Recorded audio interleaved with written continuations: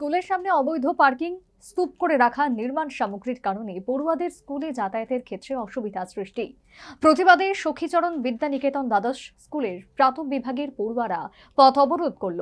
এই পথ অবরোধের ক্ষেত্রে অভিভাবক অভিভাবিকাদের নেপথ্য সক্রিয়তা ছিল জোরদার। বিশেষ করে নেতাজি চৌমুহনী থেকে শুরু করে একেবারে চিত্তরঞ্জন রোড পর্যন্ত যানজটের কারণে পথ চলতি সাধারণের দুর্ভোগ দীর্ঘদিনের। এক্ষেত্রে সখীচরণ বিদ্যানিকেতন এইচএস স্কুলের শিক্ষক, পড়ুয়া এবং অভিভাবকরা অধিক দুর্দশা দুর্গতির সম্মুখীন।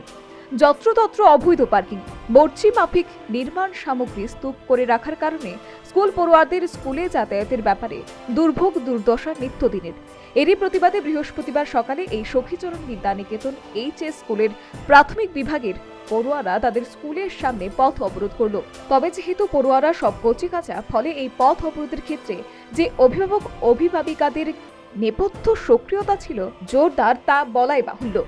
ব্যস্ততম রাস্তা, এতে পথ অবরোধের ফলে স্বভাবতই সংশ্লিষ্ট সড়কে যান চলাচল বন্ধ হয়ে যাওয়ায় একটা অস্বস্তিকর পরিস্থিতি তৈরি হয়। এক্ষেত্রে অভিভাবক অভিভাবিকারা প্রকাশ্যে এসে এই পথ অবরোধের কারণ সাংবাদিকদের সামনে তুলে ধরলেন। সবসময় আমরা সকাল 5:30টার সময় এখানে আই, সবসময় দেখি একটা গাড়ির লাইন, ওই মাথার থেকে ওই মাথা, ওই এন্দ আমরা গাড়ি রিক্সা লইয়া ঢুকতারি না, এন্দ ঢুকাইতারি না। স্কুল আইতে গেলে প্রতিদিন আমরা 10 মিনিট থেকে 15 মিনিট আমরা লেট। তার কি কারণ? এখনটা দেখেন এনে ফাতরটি ফেলাই রাখছে একটা স্কুল নিয়ে, ফাতরের লেগে আমরা স্টুডেন্ট কেমনি ঢুকামু? এখনটা গাড়ি একটা 8টা 9টা দিয়ে ওখানে আমরা বইকে আনতে গাড়িটা সরাইছি।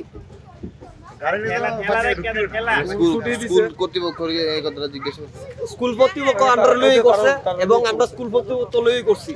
অ্যাকচুয়ালি আমার বাচ্চা প্রতিদিন স্কুলে ঢুকতে পারতেছে না, প্রত্যেকদিন এখানে সুরকিগুলি রাখা হয়েছে বেআইনিভাবে। আর আমার এখানে একটা ট্রাক গাড়ি রেখে দেয় প্রত্যেকটা দিন।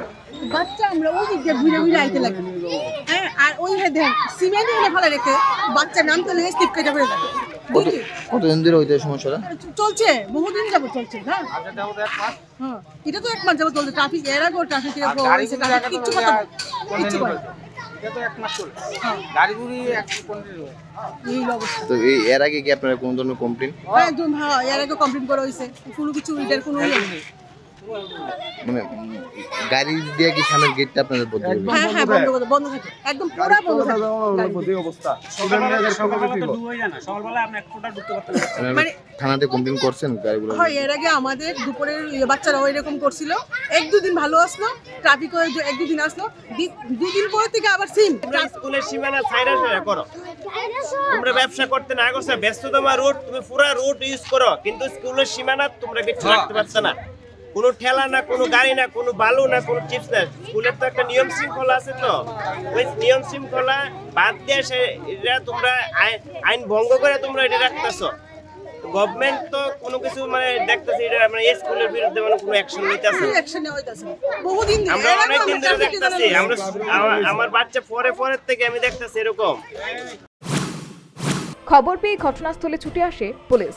এই কচিকাঁচা পড়ুয়ারা তো আর কিছু বলা বা শোনার মধ্যে নেই। পুলিশ এসে অভিভাবক অভিভাবিকাদের সঙ্গে কথা বললেন এবং একটা সুরাহা কিছু করার পুলিশের প্রতিশ্রুতি প্রাপ্তির পর কচিকাঁচা পড়ুয়ারা পথ অবরোধ মুক্ত করে। Bureau report, news vanguard.